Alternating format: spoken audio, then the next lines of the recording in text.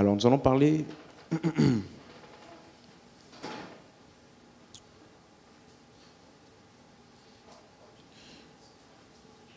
du croyant ainsi que ses relations.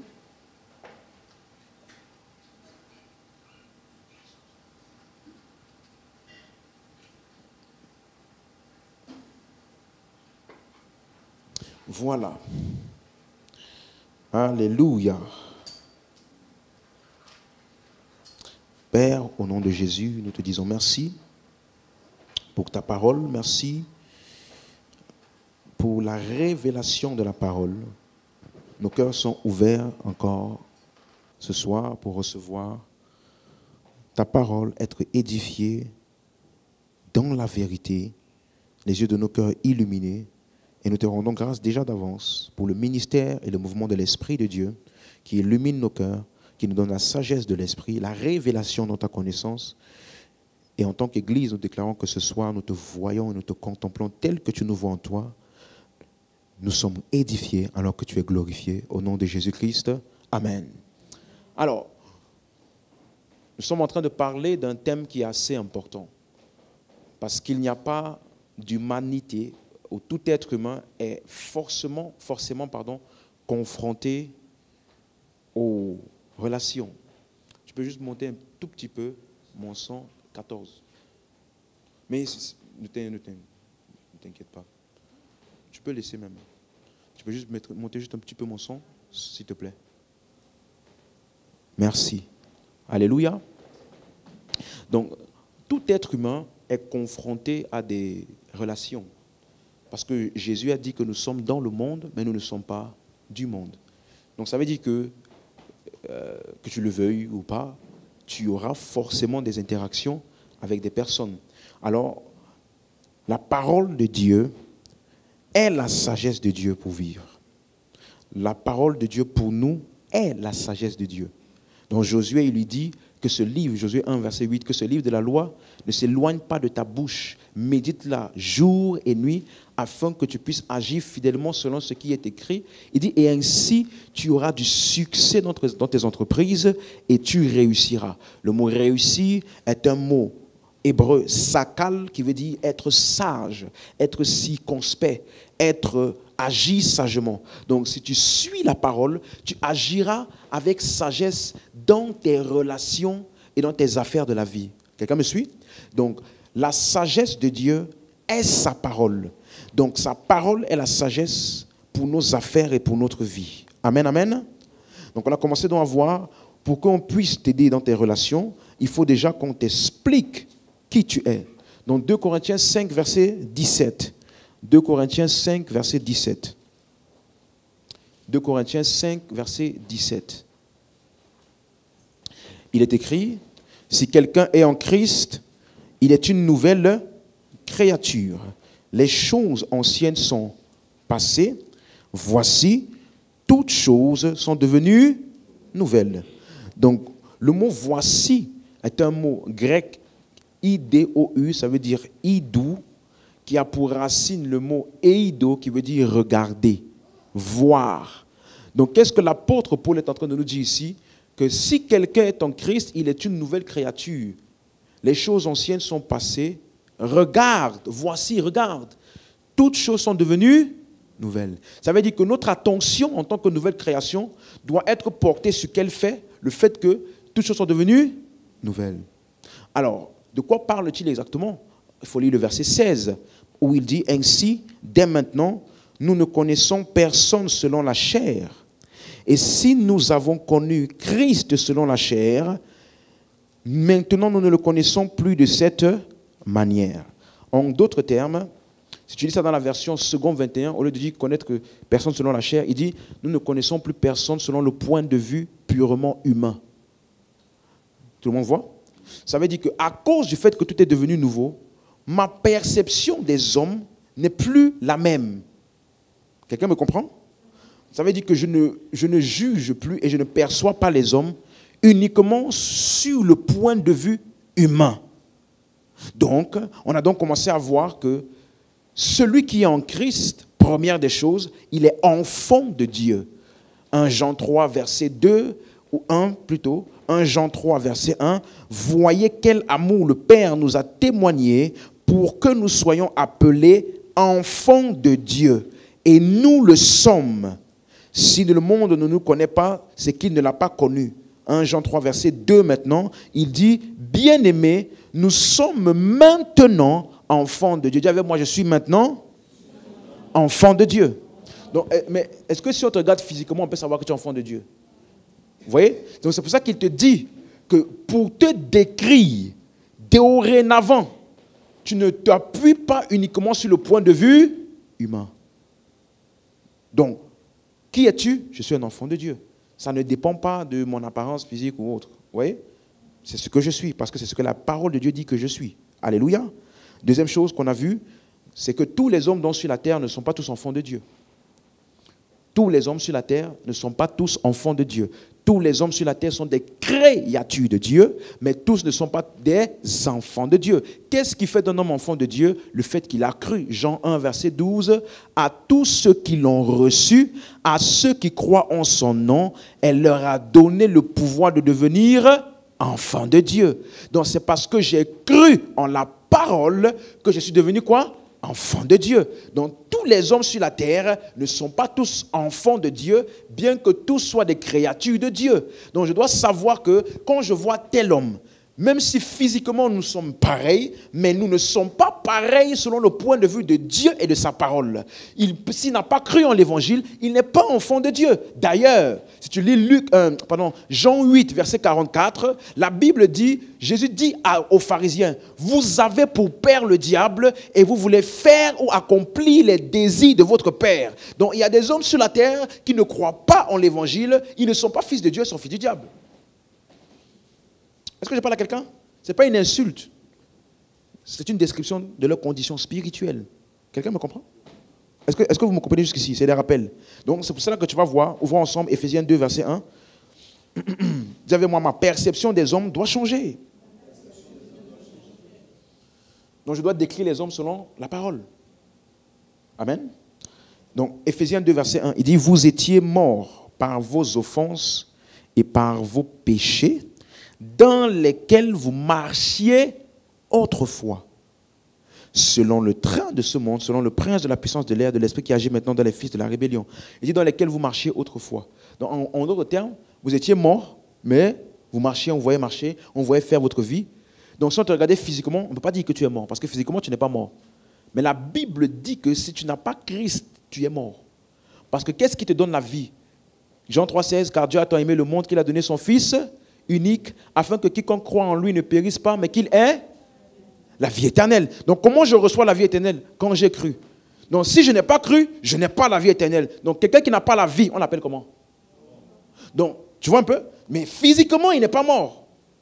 Mais à cause de sa position vis-à-vis de l'évangile, il est un croyant, alors il est mort. Quelqu'un me comprend? Donc, il dit, vous étiez morts par vos péchés et vos offenses, vous marchiez selon le train de ce monde, le prince de la puissance de l'air. Et regarde ce qu'il dit par la suite, l'esprit qui agit maintenant dans les fils de la rébellion. Vous voyez comment on les appelle? Les fils de la... D'autres versions disent les fils de la désobéissance. Ça veut dire que qu'est-ce qui les a engendrés? La désobéissance à l'évangile a fait d'eux des fils de la désobéissance. Vous voyez un peu? Donc sur la terre, il y a des fils de Dieu et il y a des fils de la désobéissance ou rébellion. C'est clair? Tout le monde comprend un peu? C'est clair? Donc avançons. 2 Corinthiens chapitre 6. 2 Corinthiens chapitre 6. Comme c'est des rappels, je vais un peu vite.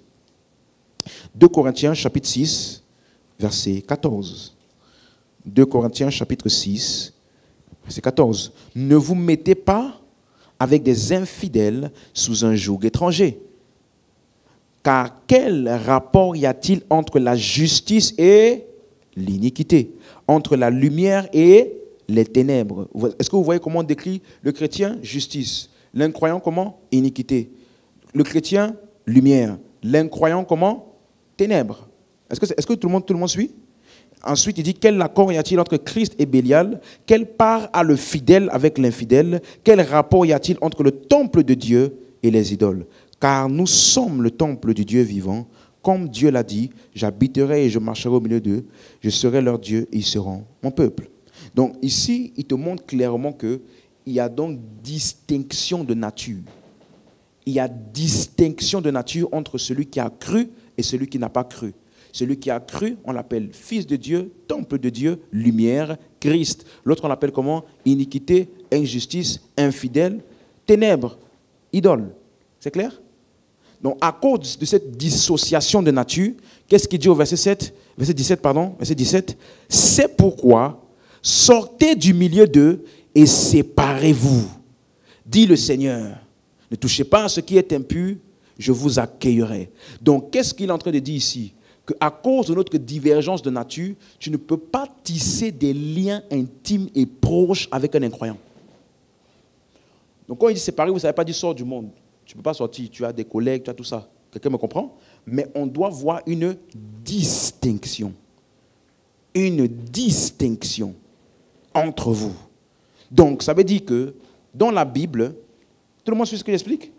Il y a la sanctification de nature. Ça veut dire que parce que tu es en Christ, tu es saint. Tu es sanctifié parce que tu es devenu une nouvelle créature et donc tu es séparé du monde. Tu n'es plus du monde, même si tu es dans le monde.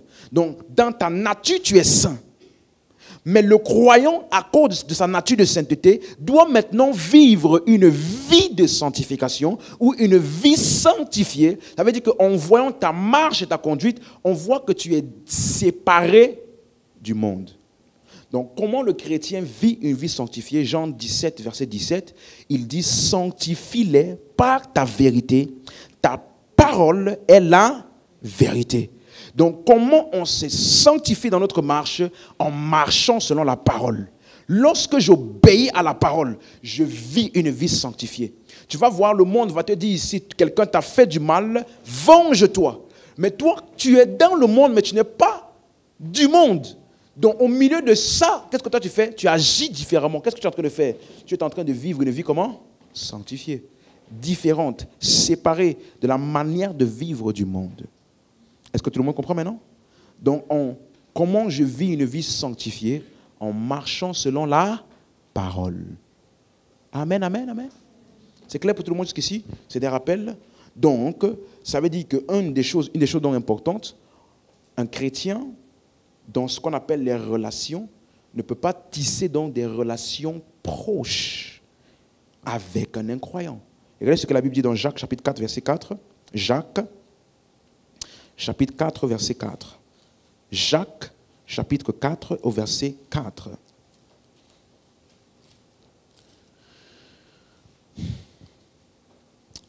Est-ce qu'on est ensemble? On peut lire? On peut lire? Ok, regardez ce qu'il dit. Il dit, adultères que vous êtes, ne savez-vous pas que l'amour du monde est quoi? Inimitié contre Dieu. Donc, tu ne peux pas être en même temps ami du monde et en même temps ennemi de Dieu. Pardon, et ami de Dieu. Non. C'est pour ça que je t'ai dit vendredi dernier, le jour où tu as dit oui à Jésus, tu as dit bye bye au monde. Et à tout ce que ça inclut. Amen. Donc, un chrétien doit savoir que sa nouvelle nature, quelqu'un me suit bien, influence ses relations. À cause du fait que je suis lumière, je ne peux pas être en relation proche avec qui? Ténèbres. Ils ne cohabitent pas ensemble. Paul dit, quel rapport, quel lien? Je ne vois pas le lien. Quel lien? Est-ce que vous suivez?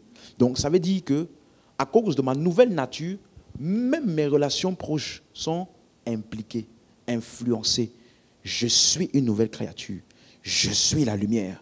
1 Jean 2, verset 15. Il dit, n'aimez point le monde, ni les choses qui sont dans le monde. Si quelqu'un aime le monde, l'amour du Père n'est point en lui. Car ce qui est dans le monde, la convoitise de la chair, la convoitise des yeux et l'orgueil de la vie ne vient point du Père, mais du monde.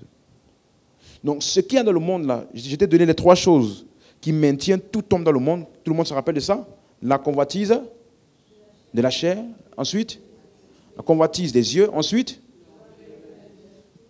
tout homme qui est dans le monde est maintenu dans le monde par une ou 2 ou ces 3 choses. Mais la Bible nous dit que le croyant, celui qui est né de Dieu, a triomphé du monde. Donc on n'est pas assujettis à ça. Quelqu'un avec moi? On n'est pas assujettis à ça. Pas du tout.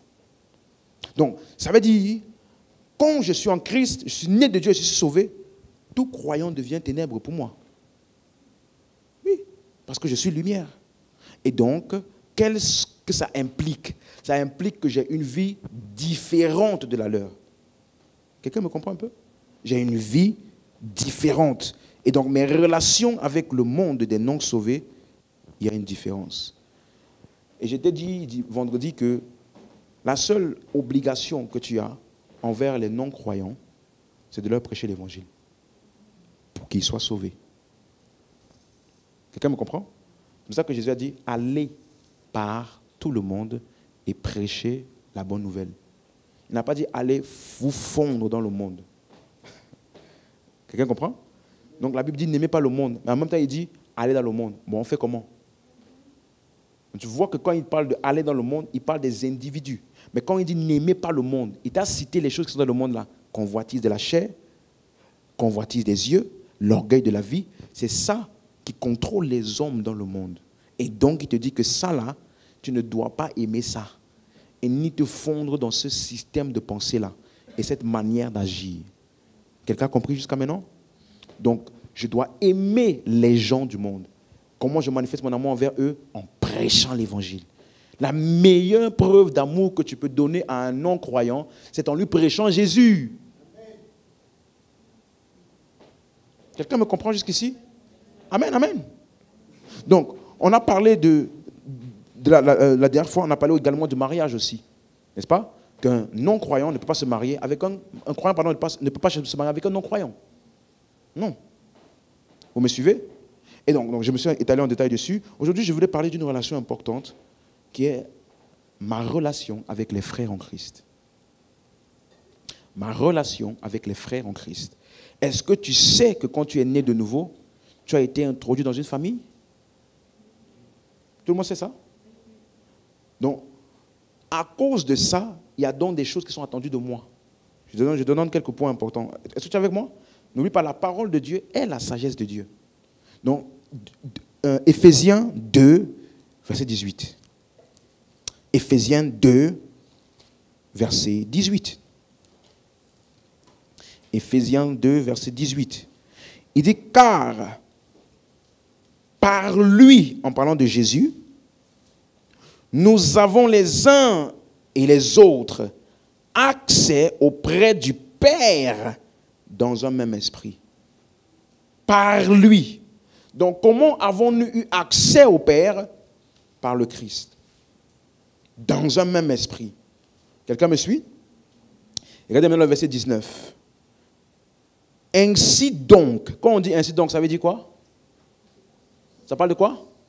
Donc, ça veut dire que comme tu as eu accès du Père, auprès du Père, voici maintenant ta nouvelle réalité, voici ce que ça implique. Ça implique quoi? Que vous n'êtes plus des étrangers. Suis-moi.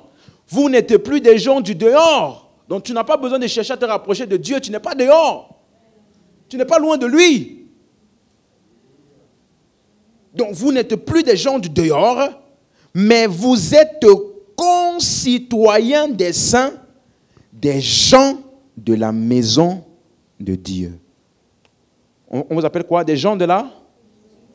Non, quand on dit gens de la maison de Dieu, il faut que tu comprennes, ça veut dire quoi maison? Quelqu'un a la version seconde 21?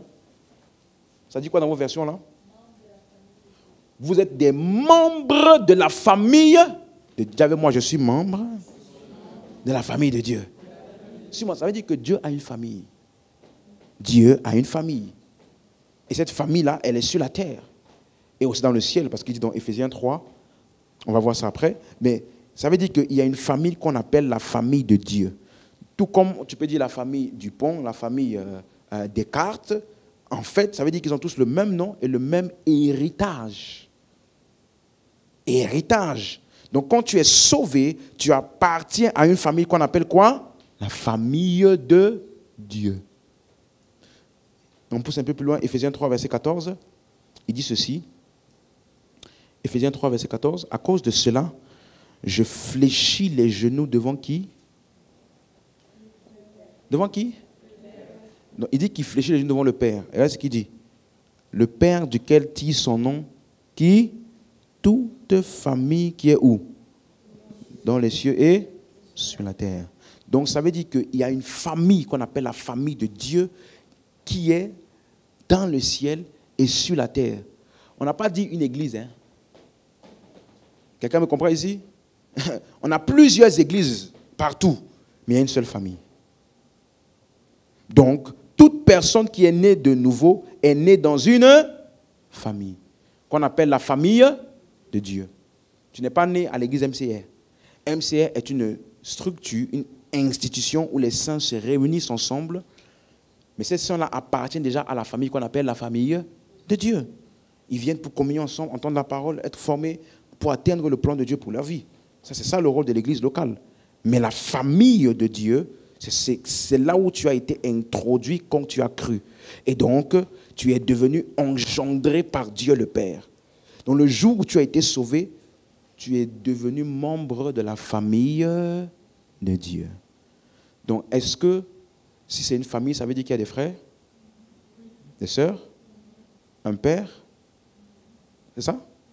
Donc, c'est pour cela que toute personne, maintenant suis-moi, toute personne qui a cru au même message que toi est ton frère. Je reprends. Je n'ai pas dit qui appartient à la même église que toi. Je n'ai pas dit toute personne qui croit tout comme toi. Toute personne qui a cru au message de l'évangile auquel tu as cru n'est plus étranger pour toi. Elle dit, quand vous vous voyez là, vous devez vous comporter comme des connaissances. Parce qu'en fait, on est frères. Donc tu vois qu'on dit frère tel, frère ceci, ce n'est pas un titre. Ce n'est pas un titre de genre de pour que ça paraisse bien, frère tel. Non. C'est une réalité. C'est vraiment mon frère. Et c'est pour cela que tu vas voir que dans l'Ancien Testament, ou même souvent dans les Actes des Apôtres, lorsque ils parlaient aux Juifs, ils les appelaient hommes frères. Hommes frères, répentez-vous. Pourquoi est-ce qu'ils disent hommes frères? Parce qu'ils sont tous descendants du même ancêtre qui est qui? Abraham. Ce sont des Juifs. Donc ils s'appellent comment? Frères. Hommes frères. Hommes frères. Donc ça veut dire que ça là, c'était une ombre de la vraie famille qui a été engendrée par la résurrection de Christ. Donc dis à ton voisin, à ta voisine, tu es mon frère ou ma soeur. Dis ça, tu es mon frère, tu es mon frère. Dis-lui, on n'est plus des étrangers. On n'est pas des étrangers. Là, c'est famille. Comme quelqu'un disait, c'est une histoire de famille.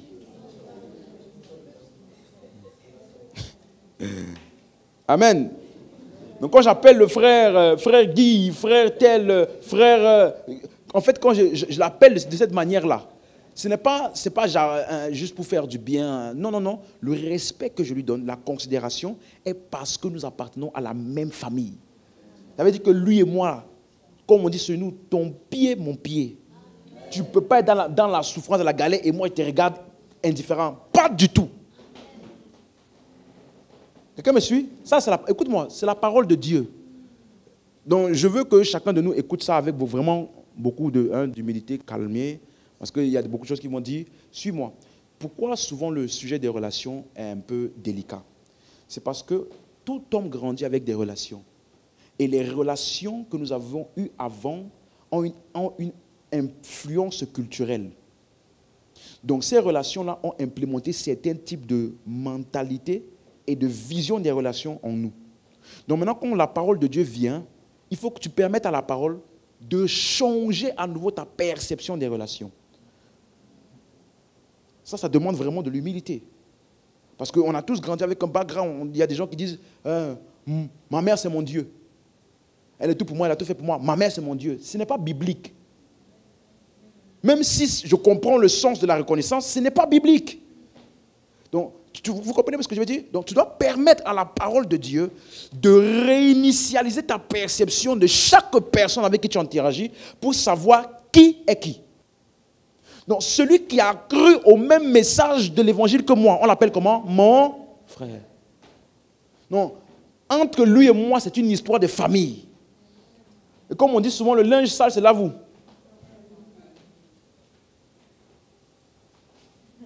J'arrive.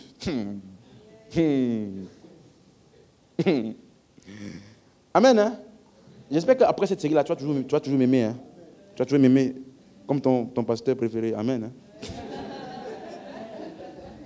Parce que j'ai l'impression que chaque fois que je finis les enseignements, il y a des gens qui commencent à me regarder un peu. Hein? C'est pas moi, c'est la Bible. Alléluia. Donc, ça veut dire que quand je suis né de nouveau, j'étais introduit dans une famille et suis-moi. Désormais, Dieu est qui pour moi? Dieu est qui pour moi? Mon Père. Jésus est qui pour moi? Mon frère. Donc, il est mon Seigneur, il est mon Sauveur, il est mon médiateur, mais il est le premier-né, le fils modèle de qui je suis à l'image. Non, c'est mon grand frère. Tu sais que, est-ce que je peux te choquer un peu? Est-ce que tu sais que Dieu n'aime pas Jésus plus que toi? Deuxièmement, Jésus ne prie pas pour toi. Il n'a pas besoin de prier pour toi parce que tu es fils comme lui. Son sacrifice t'a introduit. Je peux parler? Son sacrifice t'a introduit dans l'union trinitaire. Ça veut dire que dedans là, il n'y a plus que le Fils unique. Quand on dit que dans Dieu, il y a le Père, le Fils et le Saint-Esprit, je comprends. Mais nous sommes des fils dans le Fils. Donc, il ne nous voit pas différents de Jésus. Laisse-moi te donner un verset. Jean chapitre 16. Jean chapitre 16. Tu vois, des fois qu'on dit tu es enfant de Dieu, beaucoup, ils ne comprennent pas ce que ça implique. Jean chapitre 16, à partir du verset 23. Non, à partir du verset 26. Jean 16, 26. Quelqu'un a trouvé? Regardez ce qu'il dit. En ce jour, vous demanderez en mon nom. Et je ne dis pas que... Je dis pas quoi? Jésus ne prie pas pour toi. Oh non, il intercède pour nous. Intercéder ne veut pas dire prier. Dis à ton voisin, Jésus ne prie pas pour toi. Oh Jésus vraiment. Oh Jésus vraiment. Prie le Père pour moi. L'autre disait, le Père voulait amener l'enlèvement. Et puis Jésus est venu, il a bloqué le Père. Le Père ne fait pas ça. Regarde mes mains. Regarde les trous. Regarde. S'il te plaît, calme-toi le Père. J'ai dit, mais frère, qui avait envoyé Jésus? Non, il avait envoyé Jésus pour se sacrifier pour le péché, qui continue de l'énerver encore. Non, le sacrifice de Jésus là, ça servait à quoi? Quelqu'un me comprend? Jésus. Tu vois, il y a certaines choses que j'ai envie de dire, mais je ne sais pas si ça ne va pas t'embrouiller. Jésus est notre médiateur, oui. Il faut comprendre ce que ça veut dire. C'est lui qui t'a fait entrer. C'est lui qui t'a fait entrer. Maintenant, quand tu es entré, tu es devant qui? Tu ne viens plus voir le médiateur à chaque fois. Tu es déjà. Donc il dit, je ne dis pas que je prierai le Père pour vous. Pourquoi? Verset 27. Dis-moi, on peut lire ensemble? 1, 2, 3, go. Pourquoi?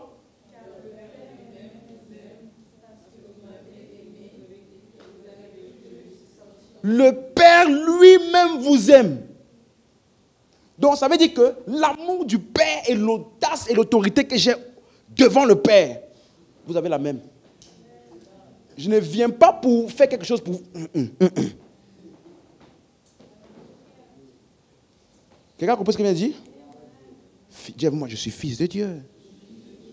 Oui. Donc tu dois avoir de l'assurance dans ta communion avec le Père. De l'assurance. Amen. Donc Jésus est mon Seigneur, mon Sauveur, médiateur, le Fils et mon frère. Et le Saint-Esprit, il vit en moi. On l'appelle l'Esprit du Fils.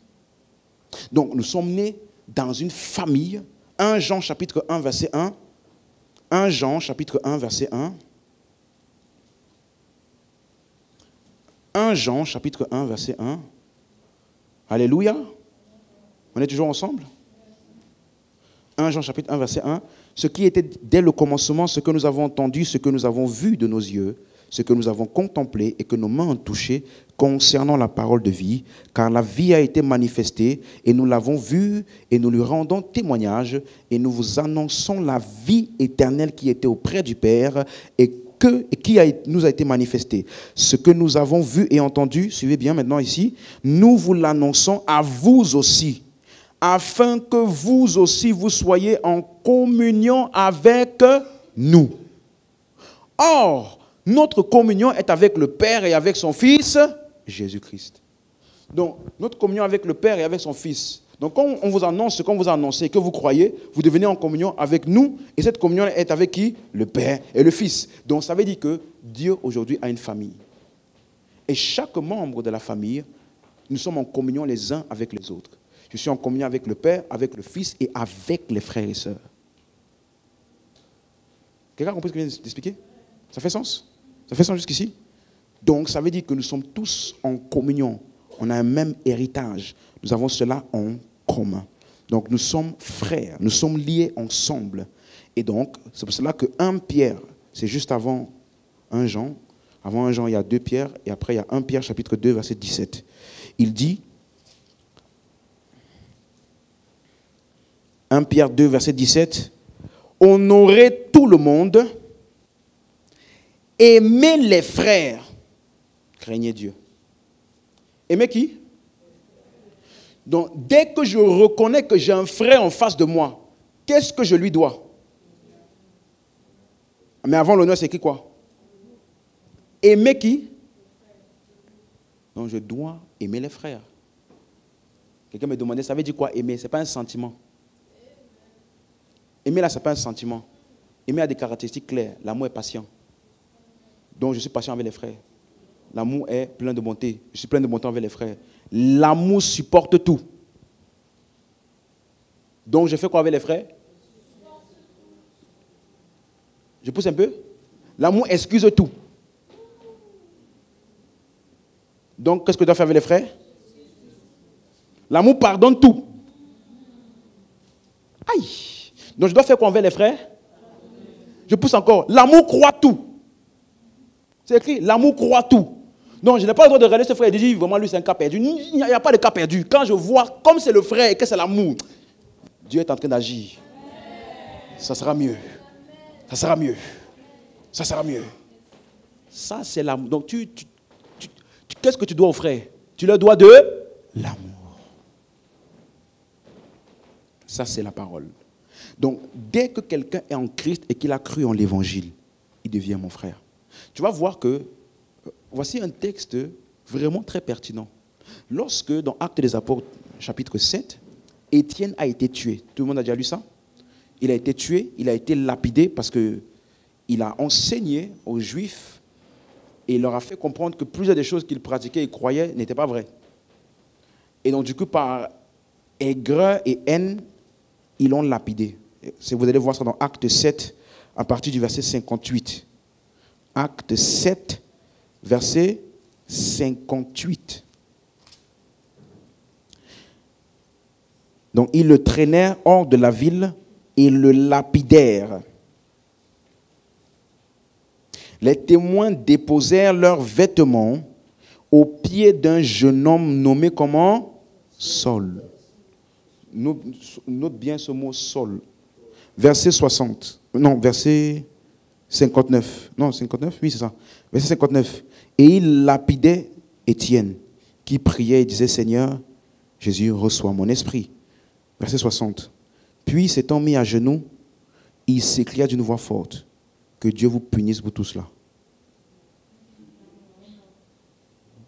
Ah, c'est pas ça? C'est quoi? Ne leur impute pas ses péchés. Tu vois, non? De nous ne peut sortir que l'amour. Ça, c'est notre nature. Mais ils ont lapidé Étienne. Et la Bible dit, on a laissé ses vêtements au pied de qui? D'un jeune homme qu'on appelle comment? Saul. Saul de Tarse, n'est-ce pas? Maintenant, allons dans Acte 9. là où Saul a eu sa rencontre. Acte 9, verset 1. Cependant, Saul, respirant encore la menace et le meurtre contre les disciples du Seigneur, se rendit chez le souverain sacrificateur et lui demanda des lettres pour les synagogues de Damas, afin que s'il y trouvait des partisans de la nouvelle doctrine, hommes ou femmes, il les amena liés à Jérusalem. Donc il partait où? À Damas pour faire quoi? Arrêter et lier tous les croyants, n'est-ce pas? Maintenant, regardez ce qui s'est passé. Du verset 3 au verset 9, vous comprenez, vous savez, il a vu Jésus sur le chemin, il est tombé, Jésus lui a dit, pourquoi tu me persécutes? Alors, il a eu la rencontre avec Jésus, ok? Comme ce n'est pas mon emphase, je ne vais pas m'arrêter dessus. Allons au verset 10 directement. Or, il y avait à Damas un disciple nommé Ananias. Le Seigneur lui dit dans une vision, Ananias, il répondit, me voici Seigneur. Et le Seigneur lui dit, lève-toi, va dans la rue qu'on appelle la droite et cherche dans la maison de Judas un nommé Saul de Tarse. Verset 12, car il prie. Et il a vu en vision un homme du nom d'Ananias qui entrait et qui lui imposait les mains afin qu'il recouvrât la vue. Et Ananias répondit, verset 13, Seigneur, j'ai appris de plusieurs personnes tout le mal que cet homme a fait à tes saints dans Jérusalem. Verset 14. Et il a ici des pouvoirs de la part des principaux sacrificateurs pour lier tous ceux qui invoquent ton nom. Donc, suis-moi. Tu vois que ici, Ananias n'était pas au courant que Paul avait déjà eu sa rencontre. C'est pour ça qu'il a essayé d'argumenter. Vous voyez? Alors, regarde maintenant au verset 15. Mais le Seigneur lui dit, va, car cet homme est un instrument que j'ai choisi. Maintenant, regarde le verset 13. Il y a un détail important. Comment est-ce qu'il a appelé Saul? Il y a quoi devant, à côté de Saul là? Verset 13, j'ai dit. Comment il l'a appelé? Je suis au verset 13. Comment il l'a appelé? Cet homme. Cet homme-là, il fait du mal aux chrétiens. Cet homme. Donc avant que Jésus ne lui parle, restez concentrés. Avant que Jésus ne lui parle, et nous lui explique ce qui arriva à Paul, comment il l'a appelé? Cet homme. Maintenant, quand Jésus lui a expliqué tout, maintenant il arrive à partir du verset 15. Non, pardon, le verset 17. Ananias sortit. Et lorsqu'il fut arrivé dans la maison, il imposa les mains à Saul en disant quoi? Ah! Donc ce n'est plus cet homme. Parce que dès que quelqu'un a cru, quel que soit son passé, quel que soit qu'est-ce qu'il a fait, maintenant c'est la famille. Lui là, c'est mon frère. Oh, c'est un ancien brigand, oh, c'est un ancien ceci, oh, c'est un ancien cela. On ne gère pas les personnes basées sur ça. On les perçoit plus selon le point de vue purement humain. Nous percevons les gens selon le point de vue de la parole. Saul, mon frère, alors qu'il vient et dit, l'homme là, il est dangereux, hein? Il tue les gens. C'est un brigand. Donc, ça veut dire que, écoute-moi, toi en tant que chrétien, les gens parlent de quelqu'un, les gens parlent de quelqu'un, parlent de quelqu'un. Si tu apprends qu'il est chrétien, tu dis, hé, c'est mon frère. C'est mon frère. Tu me suis? Ça, c'est la mentalité de celui qui marche selon la parole. Et n'oublie pas que lorsque Jésus a parlé à Paul, il lui a demandé, pourquoi, Saul, pourquoi me persécutes-tu? Il n'a pas dit, pourquoi persécutes-tu mon église? Il a dit, pourquoi me persécutes-tu? Si toi tu étais Paul, tu allais dire, mais Seigneur, on s'est vu quand? On s'est rencontrés où? Mais toutes les personnes que Saul persécutait, en fait, c'est qui persécutait? Donc Jésus est uni à son église. Jésus est uni à son église. Ils sont un. Donc le jour où tu as cru, tu es devenu un avec Jésus. C'est ça? Le frère, celui qui est à côté de toi, est aussi l'a cru, il est devenu un avec Jésus. Maintenant, si lui, il est un avec Jésus, toi, tu es un avec Jésus, tu es un avec qui aussi en fait? Tu vois, quand tu t'es retrouvé déjà dans une salle d'attente pour les entretiens d'embauche, ce genre de choses-là. Comme toi, tu viens pour l'entretien d'embauche, l'autre vient pour l'entretien d'embauche, l'autre vient pour l'entretien d'embauche, vous vous retrouvez tous unis dans la même salle. Entretien d'embauche, là, qui est votre point commun, là, vous a unis. Donc, lui, il est uni à Jésus. Moi, je suis uni à Jésus. Lui, il est uni à Jésus. Donc, en fait, on est unis. On est unis. Amen, amen, amen. Donc, nous sommes unis à Jésus et par conséquent, nous sommes unis à toutes les personnes qui sont unies à Jésus. On a le même Père, le même héritage de Jésus nous appartient. Nous sommes frères de Jésus et ils sont aussi nos frères. Donc, ça veut dire que toute personne qui persécute les chrétiens est en train de persécuter le Christ. Toute personne qui insulte les chrétiens insulte le Christ. Donc, tu n'as pas besoin de parler de Jésus, de le voir physiquement pour dire n'importe quoi. Si tu parles mal à un chrétien, tu as parlé mal à qui? Jésus. À Jésus. Alléluia. 1 Corinthiens 12, verset 12. 1 Corinthiens, chapitre 12, verset 12.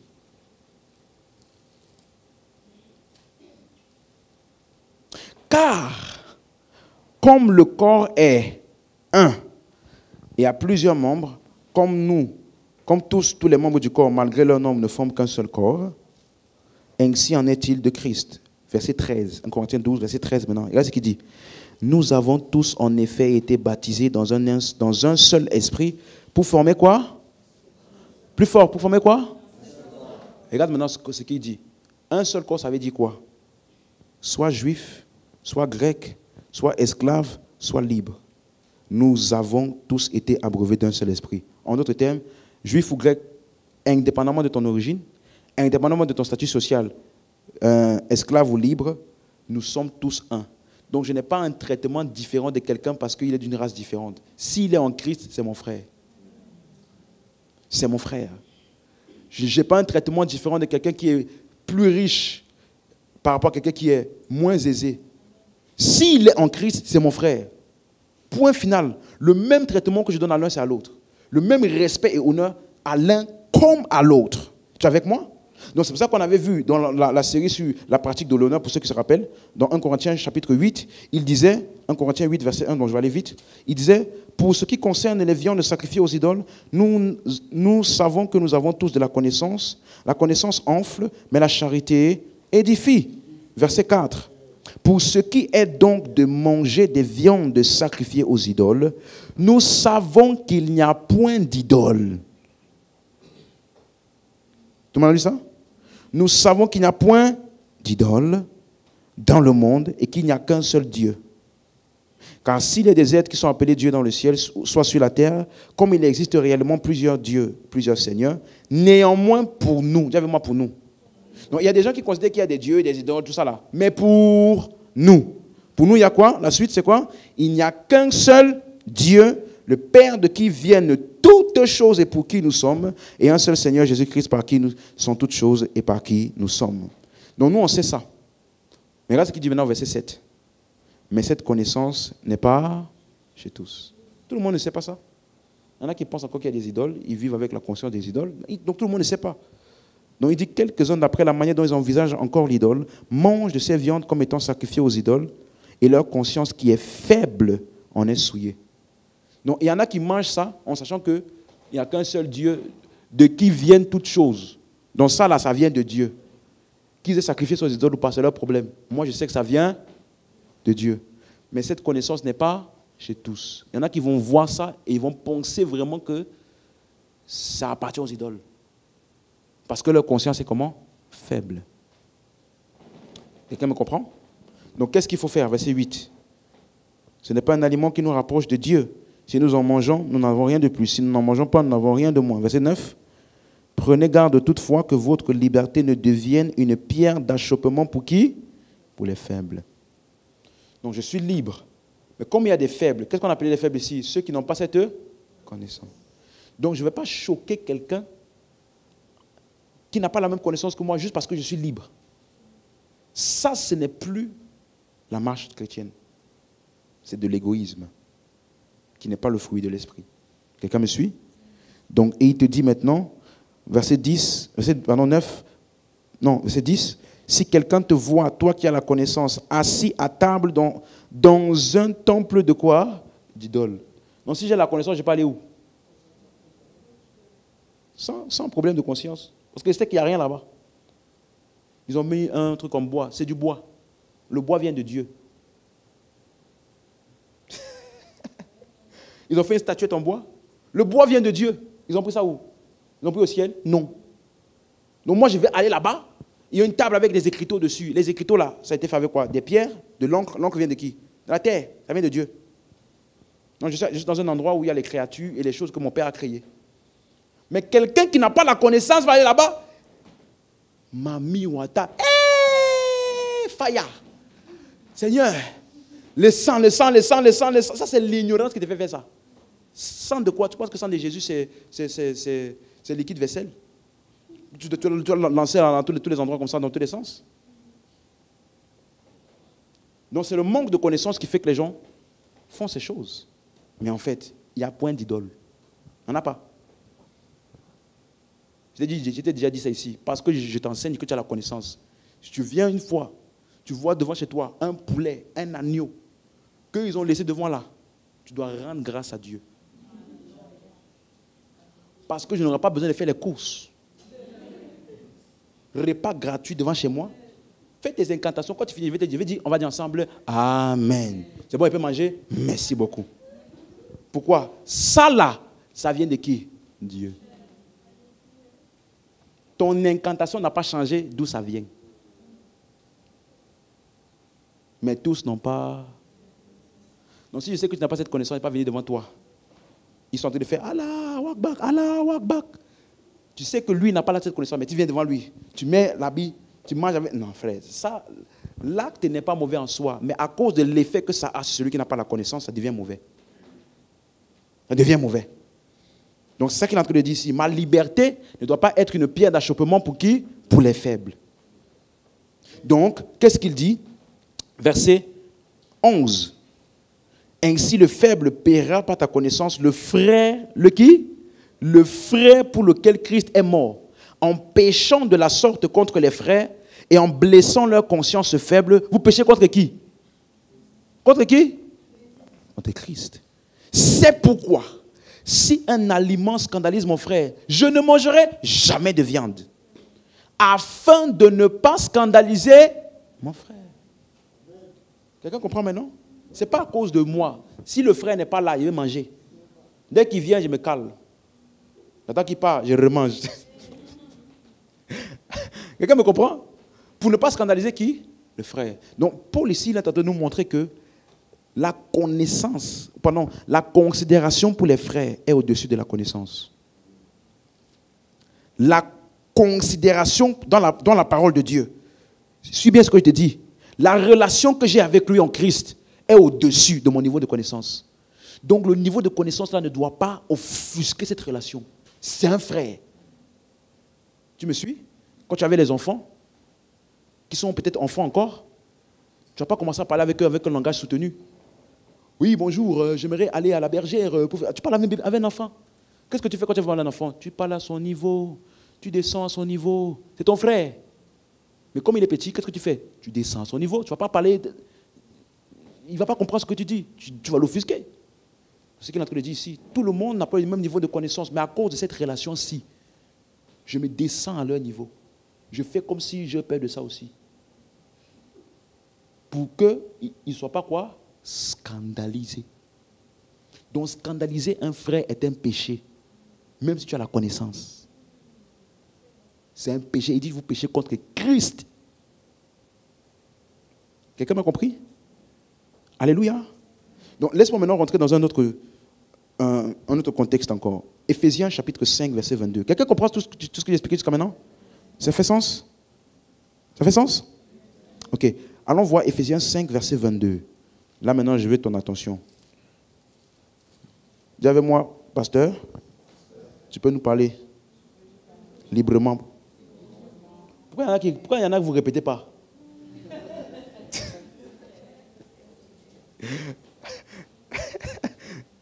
Éphésiens 5, verset 22. Éphésiens 5, verset 22. Tout le monde l'a trouvé? Éphésiens 5, 22. C'est bon ensemble? Ne vous inquiétez pas, soyez concentrés. Femmes, soyez soumises à vos maris comme au Seigneur. Car le mari est le chef de la femme. Je ne veux pas parler de mariage aujourd'hui. Je fais juste une bifurcation, mais mon sujet, ce n'est pas le mariage. Je vais toucher quelque chose juste rapidement. Mais il dit, car le mari est le chef de la femme, comme Christ est le chef de l'Église. Tu vois que ça, c'est biblique, non? Ce n'est pas culturel. Tout le monde a constaté? C'est biblique, ce n'est pas culturel. Donc, voilà. Qui est son corps, et donc il est le sauveur. Verset 24. De même que l'Église est soumise à Christ. Suivez bien ceci. Les femmes doivent aussi être à leur mari en toutes choses. Est-ce qu'il est en train d'utiliser l'union mari et femme comme étant l'original ou comme étant une copie? Une copie de quoi? De l'union entre qui? Christ et l'Église. Donc ça veut dire qu'une relation maritale est une image d'une union plus profonde. Qui est entre qui et qui? Christ et l'Église. Tu avais moi jusqu'ici? On continue. Verset 28. C'est ainsi que les maris doivent aimer leur femme comme leur propre corps. Celui qui aime sa femme s'aime lui-même. Donc quand on dit aimer vos femmes là, ce n'est pas une faveur, c'est pour toi-même. Et si tu n'aimes pas là, tu vas voir les conséquences. Ok. Verset 29. Car jamais personne n'a haï sa propre chair, mais il la nourrit et en prend soin, comme Christ le fait pour qui? L'Église. Vous voyez à chaque fois? Verset 30. Parce que nous sommes quoi? Membres de son corps. Si tu lis ça dans la version d'Arby, il dit nous sommes membres de son corps, de sa chair, de ses os. De ses os. Donc, quand tu vas lire dans Genèse, os de mes os, chair de ma chair, ça ne parle pas du mariage. Lisons, regardez ce qu'il dit. Parce que nous sommes membres de son corps, n'est-ce pas? Verset 30, n'est-ce pas? Verset 31. C'est pourquoi l'homme quittera son père et sa mère, s'attachera à sa... Tu ne dis pas? S'attachera à qui? À sa femme, et les deux deviendront... Quand tu dis ça, tu penses qu'il parle de quoi? Normalement, tu penserais qu'il parle de quoi? Du mariage, n'est-ce pas? Mais regarde ce qu'il dit, verset 32. Ce mystère est grand. Je dis cela par rapport à qui? Christ et l'Église. Donc, l'homme quittera son père et sa mère, s'attachera à sa femme et deviendra une seule chair. Ça ne parle pas du mariage d'abord. C'est une utilisation du mariage pour pointer vers une union. Quelle union? Christ et l'Église. Parce que Adam avait quel père? Adam a quitté quel père et quelle mère? Hein? L'homme quittera son père. C'est ce que tu as lu, n'est-ce pas? Adam a quitté quel père et quelle mère? C'est pour te montrer que ça ne parlait pas de lui. Ça parlait de ce que leur union symbolisait. Leur union symbolisait quoi? L'union entre Christ et l'Église. Donc quand on dit je lui ferai une aide semblable, ce n'est pas aide semblable de l'homme, ce n'est pas la femme.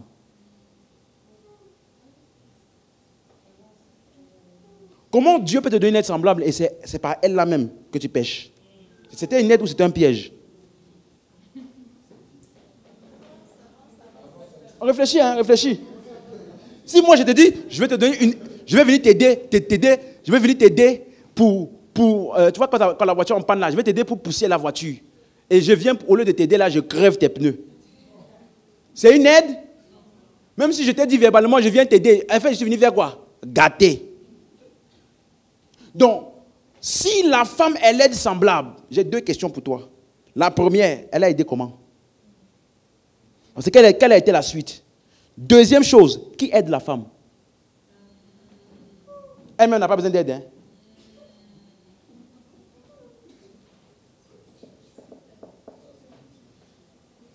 Qui? Si elle est ton aide, n'est-ce pas? Elle-même, là, quand ces choses sur elle, là, elle cherche où? Non, elle est censée t'aider. Mais si toi, tu connais femme, si tu connais femme, tu sais qu'il y a un moment là, c'est pas elle qui t'aide. Hein? C'est toi qui l'aide le temps qu'elle prenne toute la position pour pouvoir t'aider.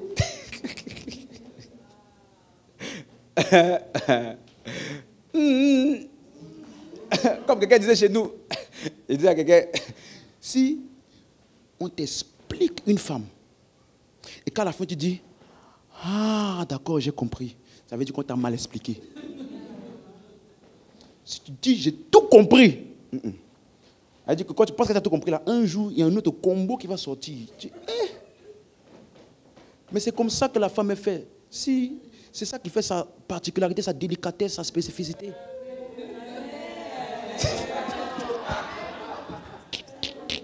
Tu vois comment on rattrape le, hein?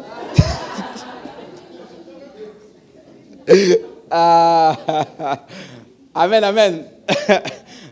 Mais ce n'est pas mon thème. Je te dis juste que Paul est en train de citer les textes de Genèse et il te dit que le mystère, quand on dit mystère, ça veut dire quoi? Que le message qui est comment? Caché. Ça veut dire que le mystère, le message qui était caché, donc tout ce qui s'est passé entre Adam et Ève, on dit que Ève a été sortie de la côte de Adam. Mais j'ai une question. Tu penses qu'ils avaient la science à ce moment-là? Pour faire le scanner et la côte? Non, dis-moi. Réfléchis avec moi. Est-ce que tu sais que le mot côte là, pour toi qui es un étudiant de la parole, va faire une recherche. Le mot côte, ça ne veut pas dire ça. En hébreu. Le mot côte, ça ne veut pas dire ce qui est du côté. Donc si tu as basé toute ta théologie sur la femme, elle n'a pas été tirée de... Elle n'a pas été quoi? Elle n'a pas été tirée des pieds pour ne pas que l'homme marche sur elle. Elle n'a pas été tirée de la tête pour ne pas qu'elle soit l'homme sur elle. Elle a été tirée de côté pour qu'elle soit le partenaire de l'homme. Yeah. Mon frère. Quand tu as fini de faire tout ça là, il faut aller étudier pour éviter de t'embarrasser en public. Côte en grec, en hébreu, pardon, c'est un terme du temple. C'est un terme de bâtiment. Ça veut dire que quand je viens devant un bâtiment, il y a le flanc gauche et le flanc droit. La côte veut dire le flanc gauche. Donc, quand la Bible te dit que Dieu a fait endormir Adam dans un profond sommeil, c'est encore un langage imagé. Ça ne veut pas dire qu'il a vraiment dormi. Dieu a besoin de faire dormir, pourquoi? N'as-tu pas lu dans Jérémie lorsqu'il dit que Dieu parle tantôt d'une manière, tantôt d'une autre? Il parle lorsqu'ils sont dans un profond sommeil. Donc l'expression profond sommeil veut dire qu'il a reçu une révélation de la part de Dieu. Or, quelle est cette révélation qu'il a reçue? C'est que l'image de Dieu, qui est le temple de Dieu sur la terre, est composée de deux flancs. Un flanc qu'on appelle homme et un autre flanc qu'on appelle femme. Donc l'image de Dieu sur toute la terre est constituée de hommes et femmes. Il les créa à l'image de Dieu. Il créa hommes et femmes. Donc qu'est-ce qu'il est en train d'imager? Il est en train de dire que Dieu a fait comprendre à Adam que l'image de Dieu sur la terre, qui est son plan là, est constituée de deux genres, hommes et femmes. C'est pour ça que je dis souvent aux personnes, si tu minimises la femme, il y a des parties du plan de Dieu que tu ne verras pas. Parce qu'elle est partie intégrante aussi importante que les hommes. La femme n'est pas moins de Dieu que l'homme. Non. Il y a des femmes même qui ont fait plus d'exploits en Dieu que des hommes. Vous me comprenez? Donc, ce n'est pas à côté là, il va prendre la côte pour enlever et faire chirurgie. En plus, c'est même pas la cicatrice. Bon, je rigole. Donc Paul dit quoi? Ce mystère est comment? Est grand. Je dis cela concernant quoi? Christ et l'Église. Le temps viendra, je vais t'expliquer tout Genèse là. Il n'y a pas de problème. On va voir ça ensemble. Donc, mais c'était pour dire quoi? Que la relation, est-ce que tu comprends maintenant? Que la relation entre homme et femme, c'est quoi en fait? C'est une image, une ombre de la vraie relation ou de la vraie union qui est entre qui? Christ et l'Église. Donc quand Adam dit, il n'est pas, quand Dieu dit, il n'est pas bon que, ça veut dire quoi? Il n'est pas bon que l'homme soit célibataire. Donc Jésus, c'était pas bon pour lui. Paul, c'était pas bon pour lui. Il n'a pas accompli le plan de Dieu pour sa vie.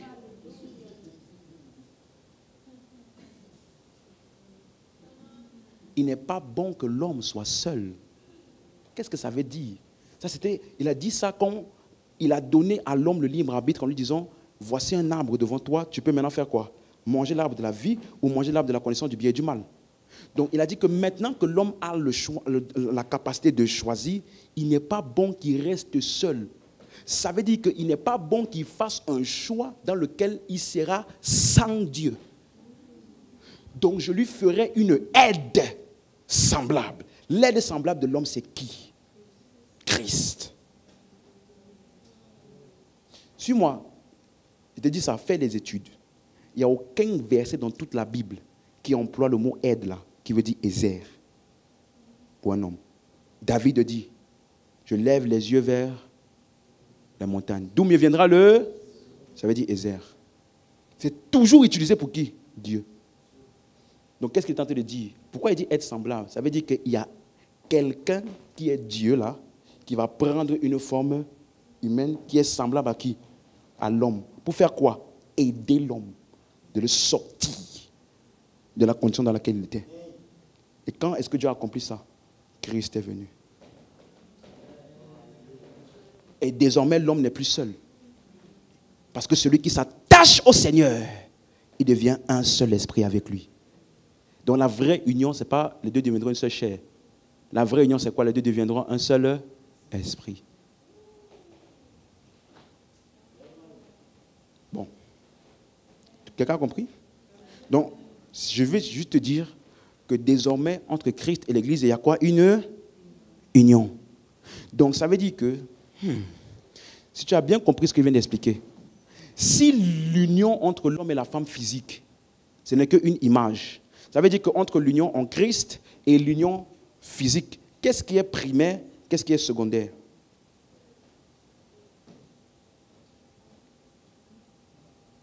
Je reprends la question. Si l'union physique est une image de la vraie union qui est entre Christ et l'Église, ça veut dire que cette union spirituelle de Christ et l'Église et des frères entre eux, et cette union physique de mari et femme, entre les deux, qu'est-ce qui est primaire et qu'est-ce qui est secondaire? Donc ça veut dire que ma relation entre frères et sœurs est primaire. Mari et femme là, c'est secondaire.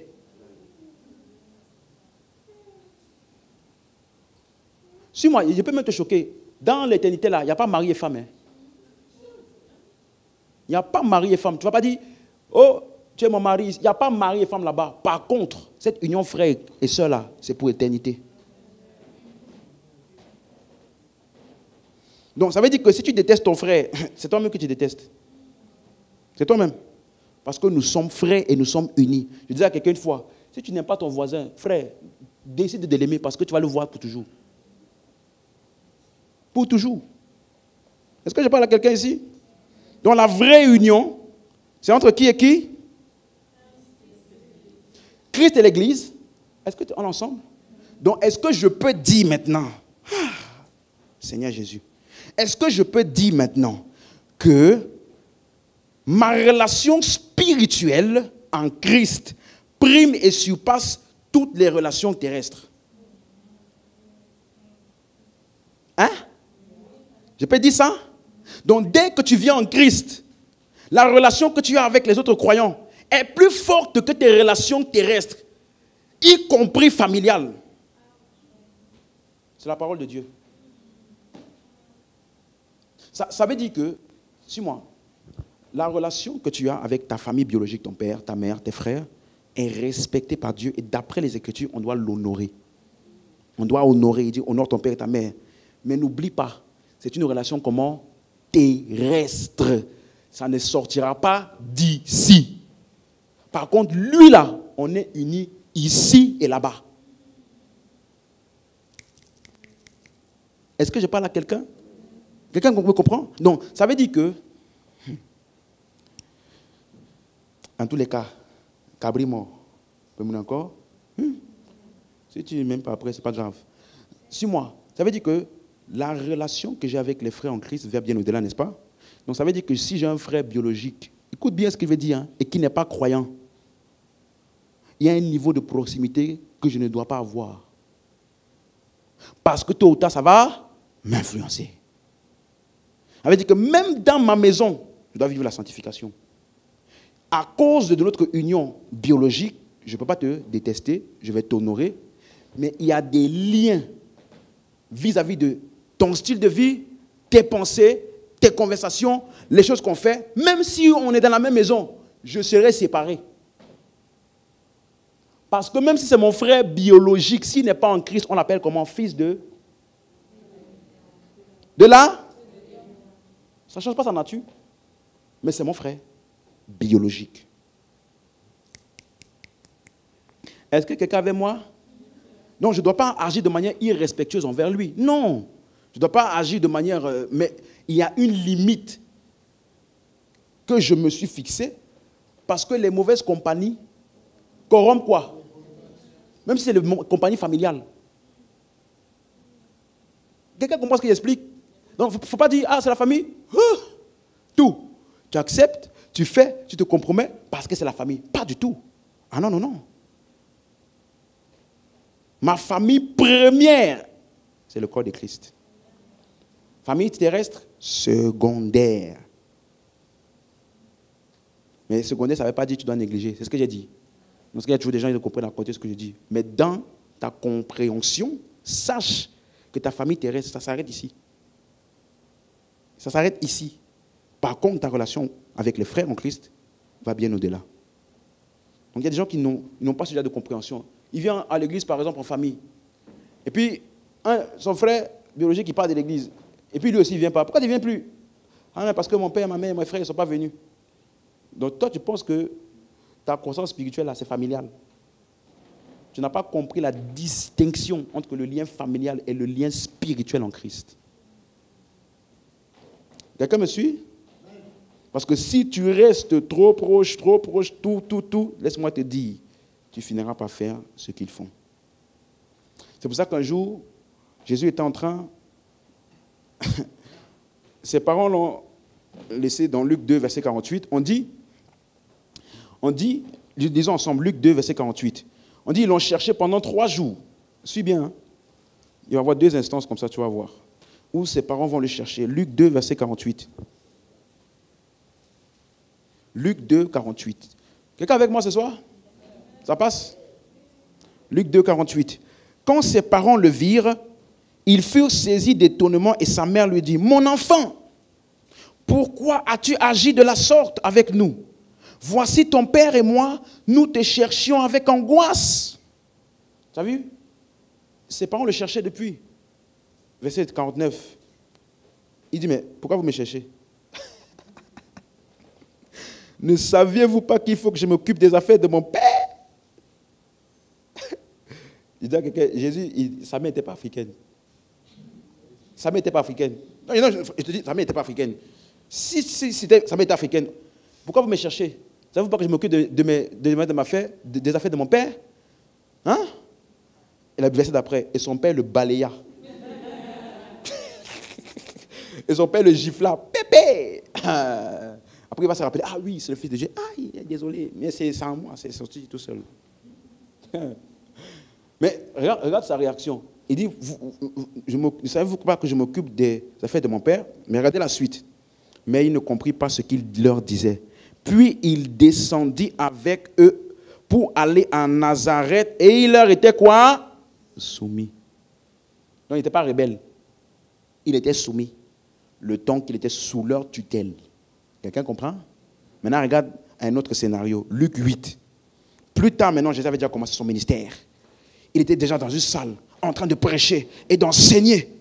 On lui dit maintenant, tes frères, ta mère, tes frères te cherchent. Luc 8, verset 19.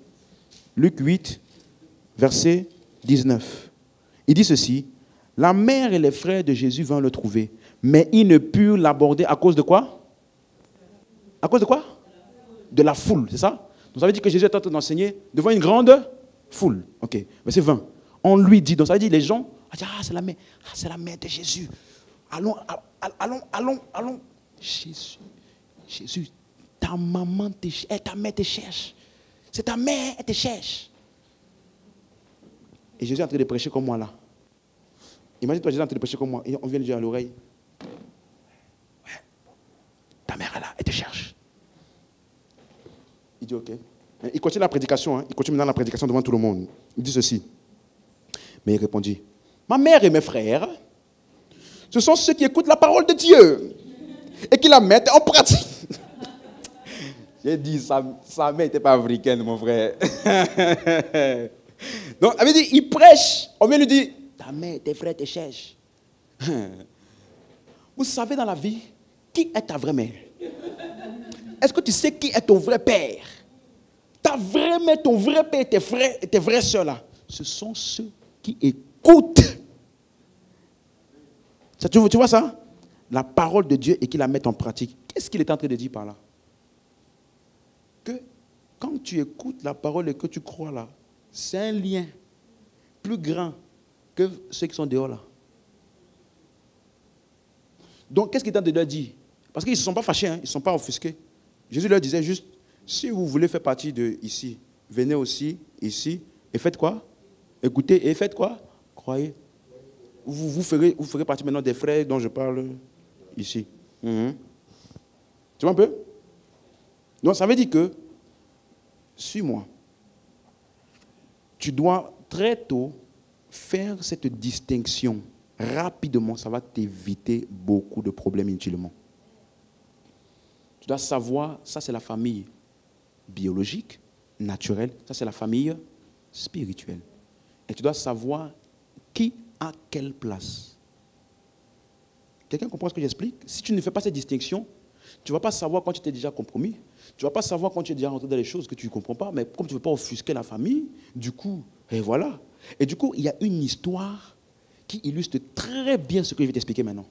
Ouvrons ensemble l'histoire du riche et de Lazare. Tu connais l'histoire? Le riche et le pauvre et Lazare. Pardon, le riche, lui, et Lazare le pauvre. Vous connaissez l'histoire? Allons lire Luc 16. Et là, je veux que tu sois attentif. Jésus, il a donné cette parabole-là et il y a vraiment une leçon très, très pertinente à l'intérieur. Luc 16. Luc 16. On va lire ça à partir du verset 22. Luc 16, 22. Le pauvre mourut, donc il y avait Lazare, il y avait le pauvre. Et beaucoup de gens, suis-moi. Le riche n'est pas allé en enfer, il n'est pas allé dans le tourment parce qu'il était riche. Hein. Et le pauvre n'est pas allé dans le sein d'Abraham parce qu'il était pauvre.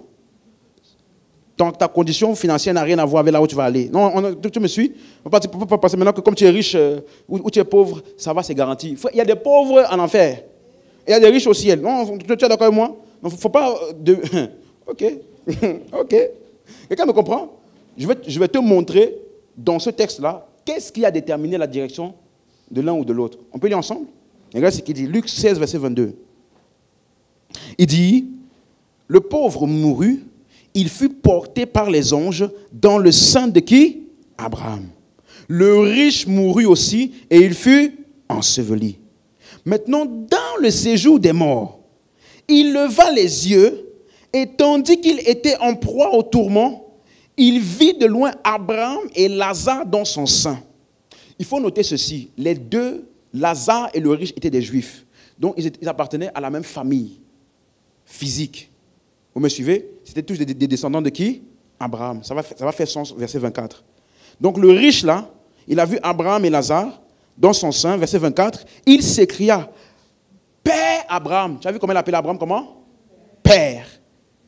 Aie pitié de moi et envoie Lazare pour qu'il trempe le bout de son doigt dans l'eau et me rafraîchisse la langue, car je souffre cruellement dans cette flamme. Ça veut dire, même en enfer, il n'a pas le respect pour Lazare. Il faut l'envoyer. Dieu. Verset 25. Regardez ce que Abraham répondit. Abraham répondit, quoi? Mon enfant. Ça veut dire, Abraham ne réunit pas. On est vraiment de la même lignée. Tu es vraiment mon descendant, mon enfant. Mon enfant.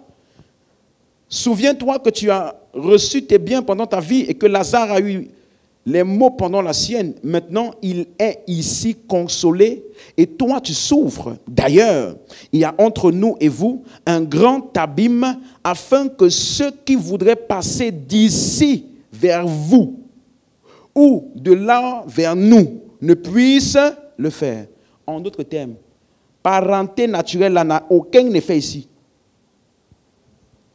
On peut être lié naturellement, mais là-bas, là, on n'a pas de liaison. Parce que là où tu es, là où je suis, frère, on ne peut pas passer. Donc ici, là, on n'est plus liés. Tu peux m'appeler Père Abraham, je suis conscient comme ça que j'étais ton père naturel, il n'y a pas de souci. Mais ici, là, père, enfant, ça n'a pas d'incidence. Quelqu'un comprend?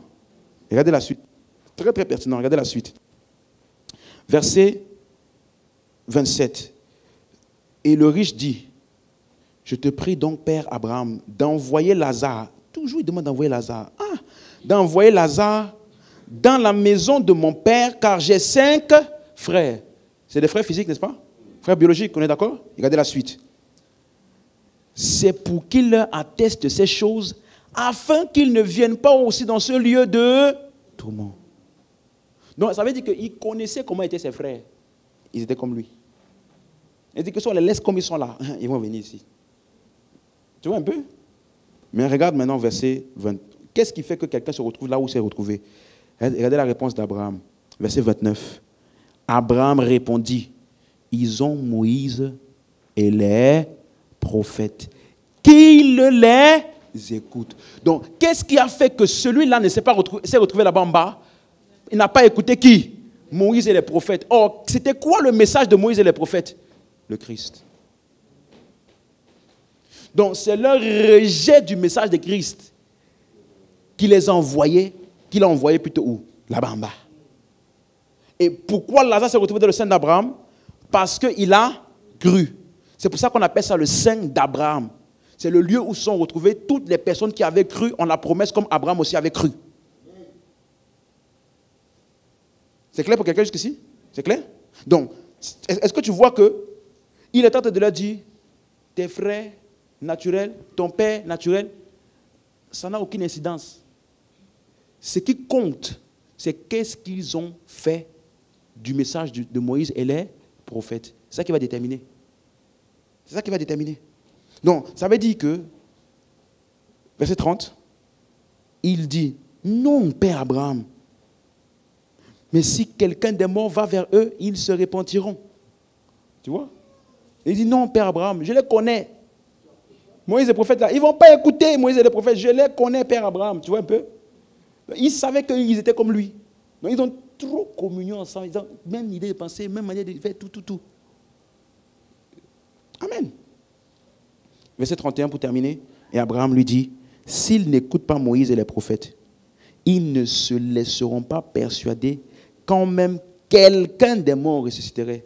Quel est ce quelqu'un des morts qui doit ressusciter? Jésus-Christ. Donc, s'ils n'ont pas cru en ce que Moïse a dit, ils ne vont pas croire en la résurrection de Christ. Donc, qu'est-ce qui a déterminé la destination de l'un ou de l'autre? La foi ou l'incrédulité au message de qui? De Christ. Ce n'est pas il était riche ou pauvre, ça n'a rien à voir. Vous avez compris maintenant? Mais voici la leçon dans ce truc-là. Ça peut être ton père, ta mère physique, ta mère biologique, ton frère biologique. Là-bas, là, ça ne compte pas. Ça n'a aucune incidence. Donc, ce sont des relations qui vont rester où? Ici. Elles sont temporaires. Mais est-ce que je dois les honorer? Est-ce que je dois les respecter? Tenir en haute estime? Est-ce que je dois bien traiter mes frères dans la chair? Mais je ne dois pas communier. Communier. Relation intime. Tout partager. C'est ça qu'on appelle communier. Tout partager. Il y a des choses qu'on ne partage pas. Il y a des choses qu'on ne fait pas ensemble. Il y a des choses que quand ils font, je ne fais pas. Il y a des choses où ils vont, je ne vais pas. Donc, il y a quand même une séparation, une distinction à cause de la différence de foi. Quelqu'un comprend? Donc, ça veut dire que c'est important de comprendre que même dans la famille, on doit savoir que tu es différent. Si ce ne sont pas des croyants, bien sûr. Si ta famille, ils sont tous croyants, alléluia. Alléluia, vraiment. Tu as compris? On doit savoir que tu es différent. Tu ne dois pas juste te fondre dans la masse par honte ou par peur des représailles ou du regard des autres. Et après, tu sors des excuses. Oh non, mais je ne voulais pas qu'on te dise pourquoi tu es comme ça. Est-ce que tu es le seul chrétien sur la terre? Est-ce que tu es trop radical? Donc partout où ils vont, je vais avec eux. Donc s'ils vont aussi en enfer, par peur qu'ils te disent, tu m'as laissé en enfer, tu es parti au ciel. Pourquoi tu es parti au ciel, tu m'as laissé en enfer? Même au ciel, là-bas, tu vas culpabiliser aussi. Il faut savoir quelle est la limite. Paul dit dans Éphésiens 3,15, Il dit, le Père duquel tire son nom, toute famille dans le ciel et sur la terre. Dis avec moi, je suis de la famille de Dieu. Donc, tu vois qu'il y a des personnes qui étaient de la famille biologique de Jésus. Quand il est parti dans sa patrie, ils ont été offensés par lui. Oui, la Bible dit qu'ils ont été offensés par lui. Ils ont été incrédules envers lui. Mais ça n'a pas empêché qu'il continue son œuvre. Mais finalement, ses frères et ses sœurs se sont convertis. Sa mère s'est convertie. Bon, sa mère était convertie, mais ses frères et ses sœurs finalement se sont convertis. Donc quand ils sont allés à la chambre haute, pendant le jour de Pentecôte, attendaient la promesse du Père, ses frères et ses sœurs et sa mère étaient aussi là-bas.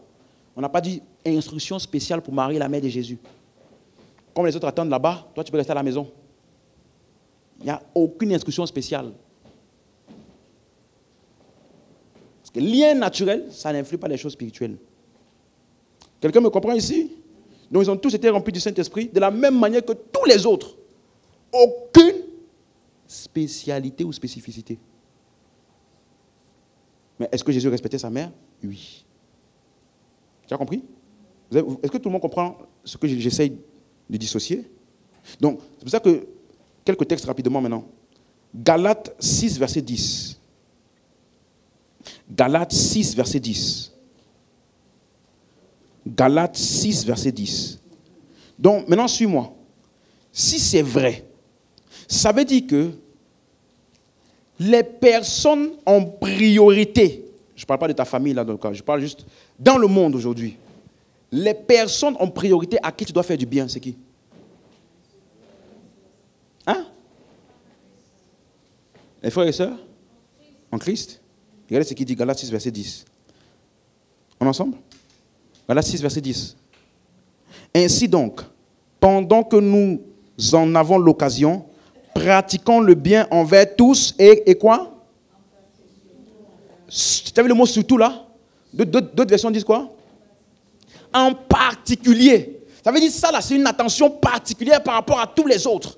Surtout envers qui? Les frères en la foi. Donc ça veut dire que si j'ai deux personnes devant moi, à qui j'ai l'opportunité de faire une faveur, un bien, et que je n'ai la possibilité que de faire à une seule personne, je choisis qui? C'est la Bible, hein? C'est la Bible.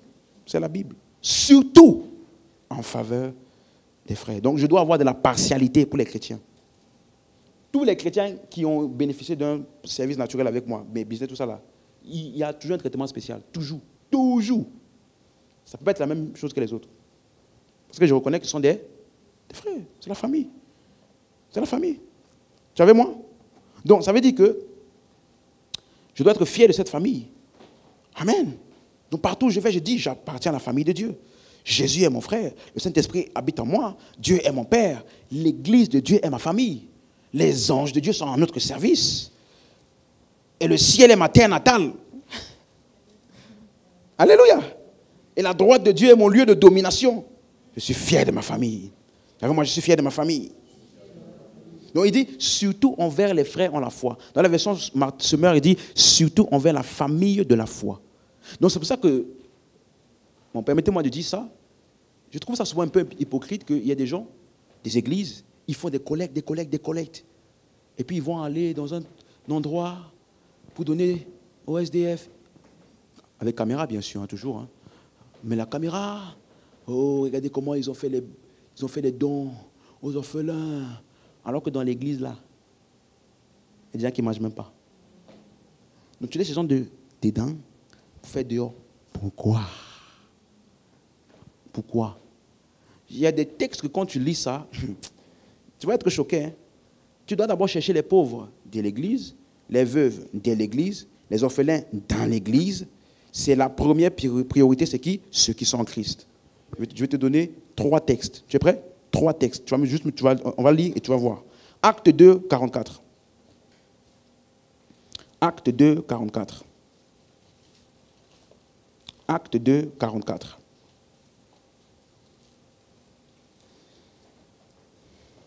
Acte 2, 44. C'est bon? On peut lire? Il dit, tous ceux qui croyaient étaient dans le même lieu et ils avaient tout en commun. Tous ceux qui? Donc on parle des chrétiens? Les frères dans la foi? Ok. verset 45. Ils vendaient leurs propriétés et leurs biens et ils ont partagé le produit entre tous selon le besoin de chacun. Donc ils ont partagé le produit entre qui? Tout ça c'est qui? Les croyants.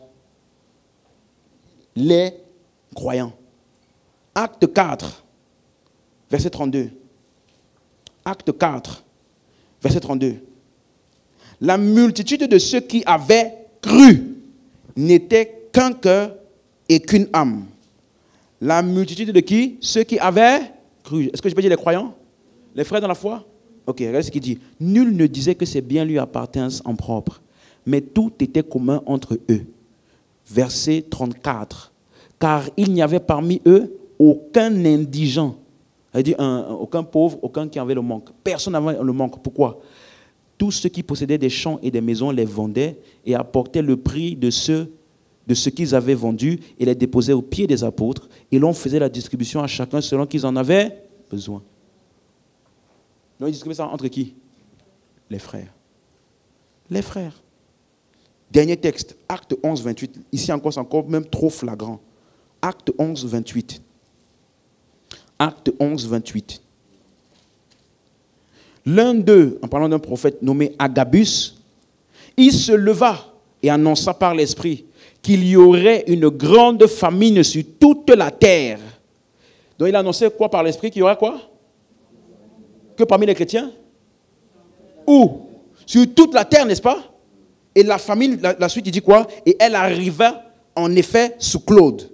Qu'est-ce qu'ils ont fait? Verset 29.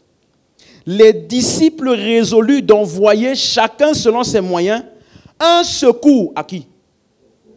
Non plus fort, à qui? Aux frères qui habitaient où? Ils ont envoyé sur toute la terre. Parce que la famille était sur toute la terre, c'est ça qu'ils ont fait? Ils ont envoyé à qui? Aux frères, aux saints qui étaient dans toute la Judée. Et ils le firent parvenir aux anciens par les mains de Barnabas et de Saul. C'est pour ça qu'on dit, surtout, en priorité, en premier lieu de qui? La famille de la foi. Amen. C'est ça qu'il y avait une haute personnalité, un roi, riche, très connu, il s'est converti. Et quand il s'est converti, un jour il a appris que les chrétiens venaient. Il les a reçus dans le meilleur endroit du palais. Et j'ai été étonné. Il dit non, ça c'est ma famille. Tu ne peux pas recevoir quelqu'un du monde mieux que tes frères en Christ. Est-ce que j'ai parlé à quelqu'un? Si tu fais ça, tu as besoin de renouvellement de l'intelligence. Parce que ce sont tes frères en Christ. Donc, si une autre personnalité vient chez toi, ce que tu fais pour lui là, tu dois faire mieux pour les chrétiens. Oui. Pas tu le reçois, tu fais tout, mais quand c'est les chrétiens, tu donnes l'eau. Tu veux de l'eau? Tiens l'eau. Tu ne prépares même pas s'asseoir. Si tu fais ça, tu n'as pas encore l'intelligence renouvelée. Tu ne marches pas selon la parole. Amen. Donc il faut renouveler. Donc même si on t'invite à la présidence, si on t'invite à la présidence, et tu t'habilles de manière nickel, mais quand tu viens à l'église, tu t'habilles n'importe comment, tu es encore Chanel. Tes meilleurs habits doivent être pour ici. Ça là, c'est la famille de Dieu. C'est le rassemblement des saints. Quelqu'un comprend ce que j'ai dit? Oui. On dit fête spéciale, tu mets 31, tout nickel, église, habillé français, tu viens même comme ça n'importe comment. Comme ça, on t'a sorti du lit. Si tu fais ça, on ne te juge pas, hein, mais tu n'es pas quelqu'un qui fonctionne selon la parole. Alléluia. C'est une réunion de famille. Dieu est ici. Alléluia. Donc la maison de Dieu, c'est la famille de Dieu. Alléluia. Dis avec moi, l'église de Dieu est ma famille. Et donc je vais terminer en disant ce que j'ai dit tout à l'heure. Si c'est ma famille, ça veut dire que le linge sale, c'est là vous. C'est ça qu'on dit, n'est-ce pas? Non, ça veut dire que tu ne peux pas aller devant un incroyant pour régler tes problèmes avec un croyant. Ça n'a pas de sens. Ça n'a aucun sens. C'est comme si tu me dis, celui-là c'est un ennemi, c'est-à-dire ta famille biologique. Tu sais que lui-là c'est un ennemi de ta famille. Et puis ton frère te fait quelque chose quand même qui t'a offensé, tu vas chercher lui-là, qui est l'ennemi de la famille, pour lui dire, aide-moi à régler ça avec lui-là. On appelle ça quoi? Trahison. Tu n'es pas loyal. Donc si tu ne le ferais pas dans le naturel, tu ne dois pas le faire pour la famille, comment? Spirituelle. Donc lisons 1 Corinthiens 6, verset 1. 1 Corinthiens 6, verset 1. On va aller jusqu'au verset 8 pour terminer. Tu es béni? Regardez ce qu'il dit. Quelqu'un de vous, lorsqu'il a un différend avec un autre, ose-t-il plaider devant les injustes et non devant les saints?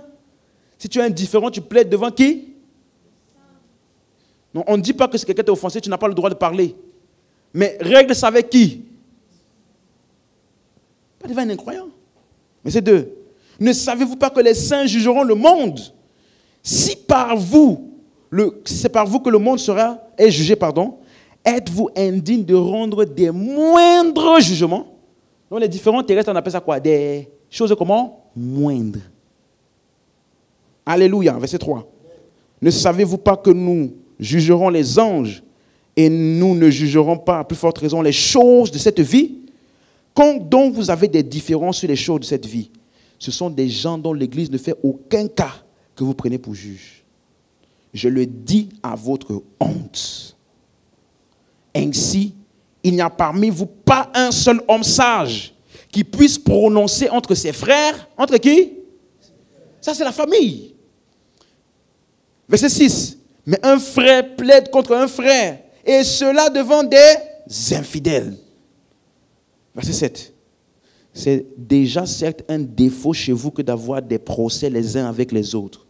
Pourquoi ne souffrez-vous pas plutôt quelque injustice? Pourquoi ne vous laissez-vous pas plutôt dépouiller? Pourquoi?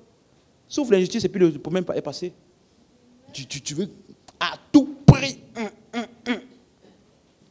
contre ton frère en Christ, devant un incroyant. Ça, ce n'est pas biblique. Ce n'est pas biblique. C'est clair pour quelqu'un? Donc il dit, mais, verset 8, mais c'est vous qui commettez l'injustice et qui dépouillez. Il dit, et c'est envers des frères que vous agissez de la sorte. Il y a des frères qui font des affaires avec des frères, et les frères là les arnaquent. Ton frère en Christ.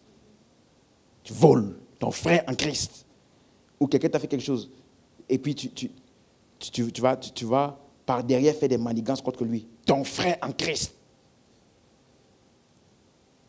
Non. Ça ne doit jamais exister parmi nous. Jamais. Et ça, là, ça ne dépend pas de sa repentance. Parce qu'il dit dans Éphésiens 4, 32, comme Christ vous a pardonné, pardonnez aussi. Comme Christ vous a pardonné, là, pardonnez aussi. Christ ne t'a pas pardonné le jour où tu t'es repenti. Il t'a pardonné avant même que tu ne sois né. Donc, le pardon du frère, là, je ne pardonne pas un frère parce qu'il s'est repenti. Ce n'est pas son attitude qui détermine le pardon que je donne. Je donne ça parce que je suis en Christ et c'est mon frère. Point final. Qu'il reconnaisse ou pas. Que ce soit une injustice ou pas. Si je dois traiter d'indifférent, je dois traiter devant qui? Des personnes où? En Christ. Suis-moi, ça là, c'est la parole. Amen. Donc, si tu avais des chrétiens, on se moque des chrétiens, tu ne dois pas te moquer. C'est pas si tu te moques de toi-même. C'est de toi-même que tu te moques. Donc, il s'agit d'une histoire de famille. C'est clair? On peut se lever. Nous avons une famille en Christ. Donc, ainsi donc, tu comprends maintenant mieux, quand il dit nous ne connaissons plus personne, selon la chair, selon le point de vue humain, non. Pas du tout. Quand je voyage, des fois, je vais dans un endroit, je parle à quelqu'un, je vois, après, il me dit Dieu te bénisse ou un truc comme ça. Hey, c'est comme si subitement, la barrière, tu vois un peu, t'es chrétien comme moi, mon frère, on parle et tout, il n'y a plus de problème, mais tu vois, c'est ça la famille en Christ. Au travail, tes amis doivent être si tu as des amis collègues, ce sont des chrétiens. Alléluia. Tout le monde a compris? Tout le monde a compris? Donc, ta nature influence tes relations. Tu dois être conscient de ça. Ta nouvelle nature influence tes relations. Et cette nouvelle relation implique aussi que maintenant tu as des frères. Et tu as des devoirs envers eux. Honorer, aimer, respecter considérer malgré les différends. C'est l'amour qui nous unit à cause de l'union que nous avons tous en Christ. C'est clair pour tout le monde? Tout le monde a compris? Élève la voix, tu rends grâce à Dieu. Père, nous te rendons grâce. Merci pour le renouvellement de l'intelligence.